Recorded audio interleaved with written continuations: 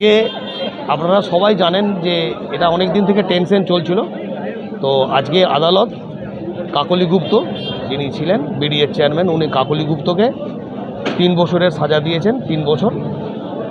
আর বাকি যারা সব ছিল, বাকি 12 জন যারা ছিল, সেই 12 জনাকার জন্য 10 বছরের সাজা দিয়েছেন, 10 বছর।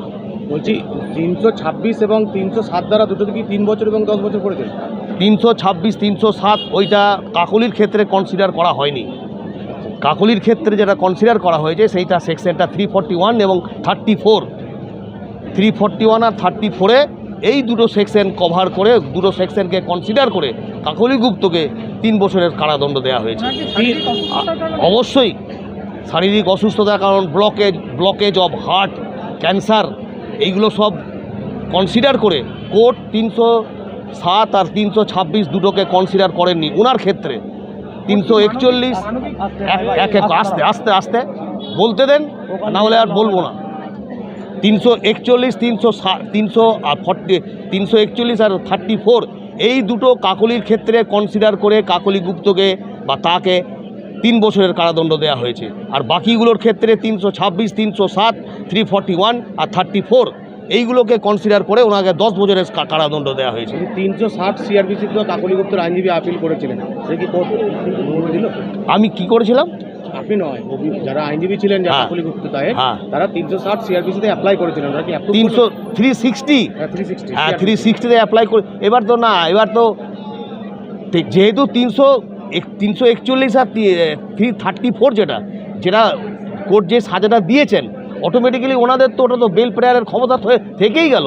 এবং আজকেও তো সাহেব বললেন ওনাদিকে যে আজকেই আপনি বেল ফাইল করতে পারেন, বলে দিয়েছে তো। এবং এটাতে প্রভিশনটা তো, বেলের প্রভিশনটা তো থেকে গেল, যেটা ওদের ক্ষেত্রে থাকলো না। 341 তো সর্বোচ্চ সাজা 1 মাস। 1 মাস। 34 নিয়ে ওটাকে 3 বছরের কারাদণ্ড দেওয়া হয়েছে, দুটোকে কভার করে। 326 আর 307 ওটা তো লাইভ ছিল, আর তার সঙ্গে ছিল 10 আপ টু 10 ইয়ার্স 10 বছরের সাজা দিয়েছেন কোর্ট। ওটা তো 3 বছর তাহলে কনসিডার করে কাকলি গুপ্ত তাকে তো 3 বছর দিয়েছেন। কাকলি, আপনারা কথাটাকে গুলিয়ে ফেলছেন। আমি কথাটা ভালো করে শুনুন একবার। কাকলি গুপ্তর ক্ষেত্রে 307, 326 কনসিডার করেনি। যদি করতো তাহলে সেই সেকশনটাতে সেই অনুযায়ী তাহলে সাজাটা বাড়তো।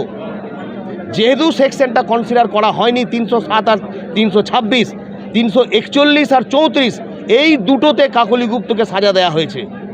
ঠিক আছে, অবশ্যই অসুস্থতার কারণ, ব্লকেজ অফ হার্ট, ক্যান্সার, এই সব জিনিসগুলো কোর্ট কনসিডার করেছেন।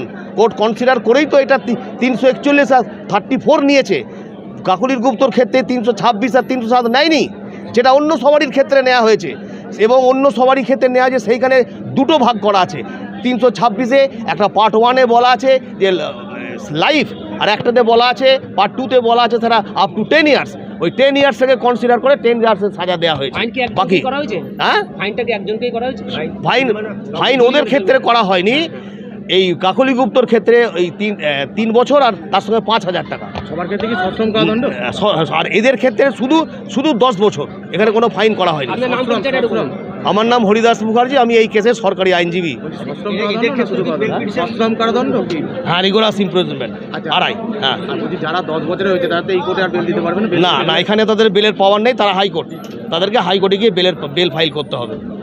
ঠিক আছে, কতদিনের মধ্যে ওরা বেল ফাইল করতে পারবে? করবে, যত তাড়াতাড়ি সম্ভব করবে ওরা, অ্যাজ আর্লি অ্যাজ পসিবল ওরা করবে।